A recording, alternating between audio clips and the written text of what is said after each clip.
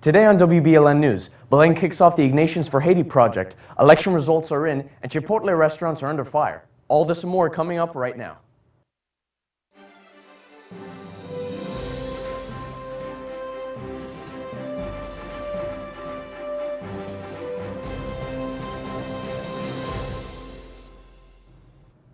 Good morning, Belen. I'm Frankie Menendez. And I'm Stephen Kayes, and welcome to this edition of WBLN. Here are your news for today, November 4th, 2015. Last week, students in Miss Leani's art class began a 3-week photo competition. Here's Ricky Labrada with the story. The 11th grade art history classes of Miss Leani's have been given a very fun project. The project consists of taking 3 pictures in the span of 3 weeks and turning them in at the end of each week. The pictures the students take has to do with the theme given to them by Miss Leani's beginning each week. The students must then pick a pseudonym to remain anonymous and then take the pictures themselves, along with writing a short caption or story having to do with the picture. After, each class votes for the best picture, and the student that wins receives a prize. Well, this project really affects us because it allows us at an early age, well, at our age, see the realities of life and the realities of the world concerning poverty. It really allows us to open up our eyes. The project is for all her classes, making it a bilingual one, in which both her courses in English and Spanish work on.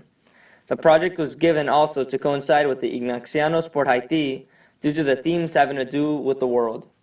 As the students work on the project, they also get a first-hand lesson on photography, which is the big theme with modern art history. This is Ricardo Labrada reporting for WBLN. Thank you, Ricky. Ignatians for Haiti is a project headed by Jesuit schools across the United States, the Caribbean, and Latin America.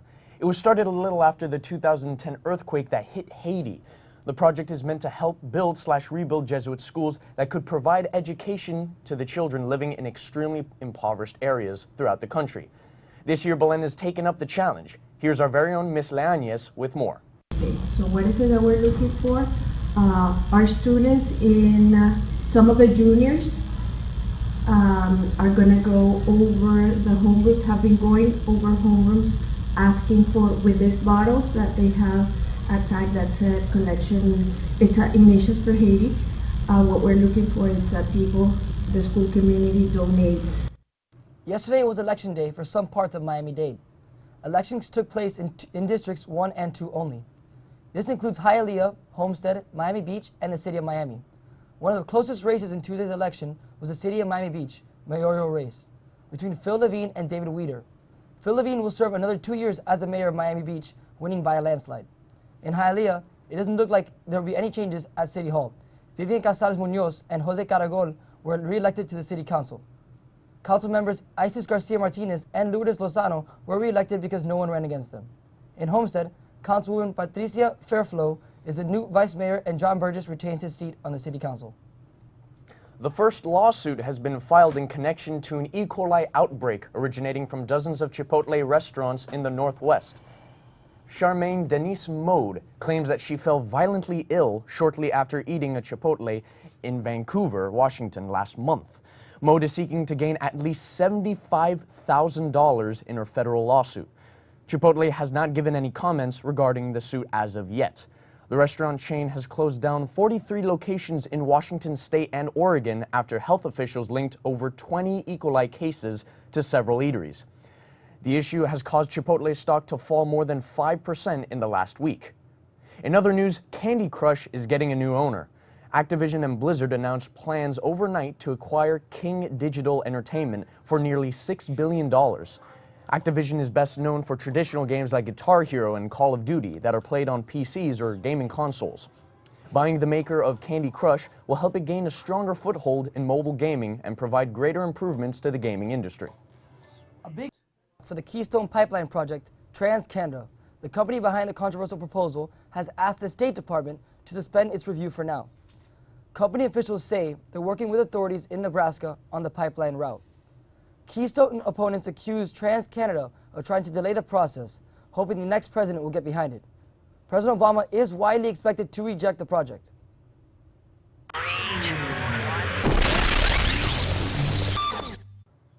Well, look at that. It's already hump day. Don't you just love short weeks? Now let's take a look at your scoop for the rest of the week. Chess Club will meet every day at 3 p.m. to 4 p.m. at F208. The Green Club will meet Wednesday at 3 p.m. to 4 p.m. at the second floor in the Science Pavilion. The Aviation Club will be meeting Thursday at 3 in room F201. Belen Bocce Club will be meeting at 3 Thursday in room F202. Key Club will be meeting Thursday at 3 p.m. in the Koshkiwela dining room. The Film Club will be meeting Thursday at 3 p.m. in room C205. The Philosophy Club will be meeting Thursday at 3 p.m. in room F207. Rho Kappa will be meeting Friday at 3 p.m. Model UN will be meeting at Friday at 3 p.m. This week, the French Club will be holding its annual French Appreciation Week celebration. The week is going to be filled with a whole bunch of different activities. There'll even be a raffle for a French FIFA jersey. The proceeds will benefit the Ignatians for Haiti project. The raffle ticket is $5 and the drawing will be held on Friday, November 6th at 3 p.m. in room F217.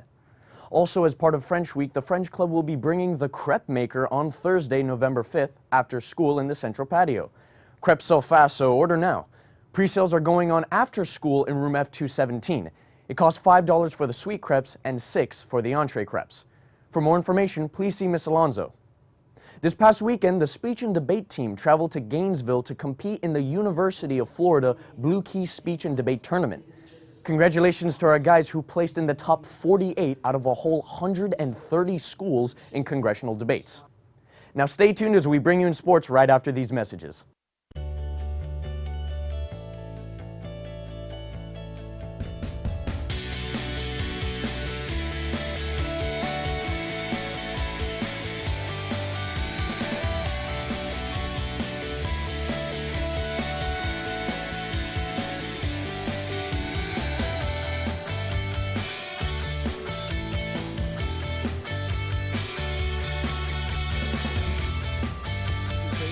Come to the Father Arrupe Writing Center. It is a free service for all Belen students. Our Belen writing coaches will assist you with your needs across all academic disciplines. We offer one-on-one tutoring and coaching, research paper tutorials, small group teaching, guidance and use of relevant resources from the library, and more. Improve your writing skills. Please ask your teacher for an appointment and a pass to visit the Father Arrupe Writing Center, located on the first floor of the Ramon Guiteras Memorial Library.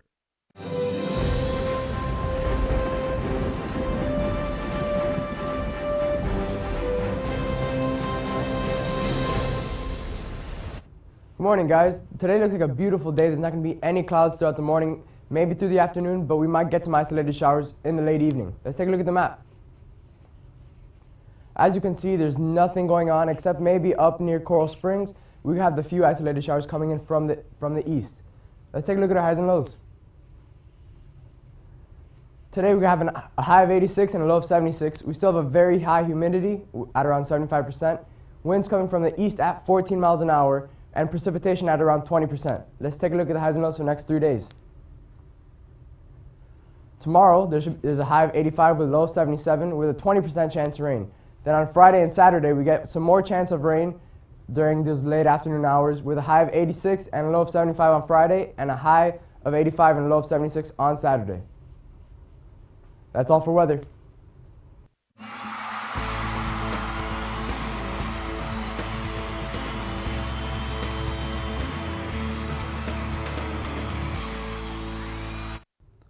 This past Saturday, the varsity cross-country team captured its 13th consecutive regional championship.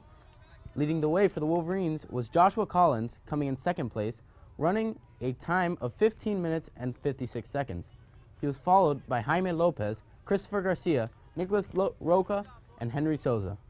The team will be traveling up to Tallahassee to compete in the state championship this Saturday at 8:20 a.m. in Appalachie Regional Park. Congratulations to the varsity soccer team on their first win of the season, beating the team 9-1. Frankie de la Camara scored 3 goals. Juan Pereira scored 1 goal and had an assist. Anthony Castro scored. Javin Rice scored. Alex Parek scored. Harrison Stoker scored. Franco Castaño recorded an assist. Tavish Rice had 3 assists. Rodrigo Madiedo had 2 assists. And Adrian Hernandez had 1 assist. They will play Ronald Reagan today at 3:30 p.m.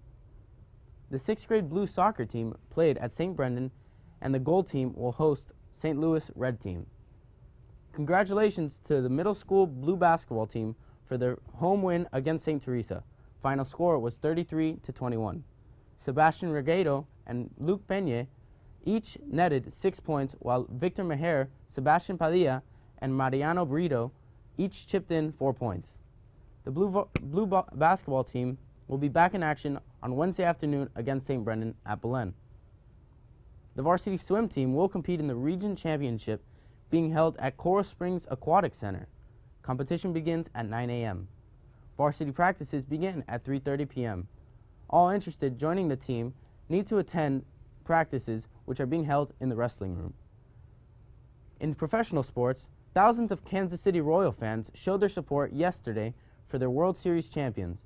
There was a huge sea of blue as the Royal Celebration Parade kicked off yesterday afternoon. The parade comes just 2 days after the Royals won the World Series in 5 games against the New York Mets. It's the team's first World Series in over 30 years. That's all for sports, guys. Thank you, Mark. Be sure to follow us on YouTube, Twitter, and Facebook for our latest news and pictures. I'm Frankie Menendez. And I'm Stephen Kaez. And from everyone here at WBLN, thanks for watching, and stay golden, Wolverines.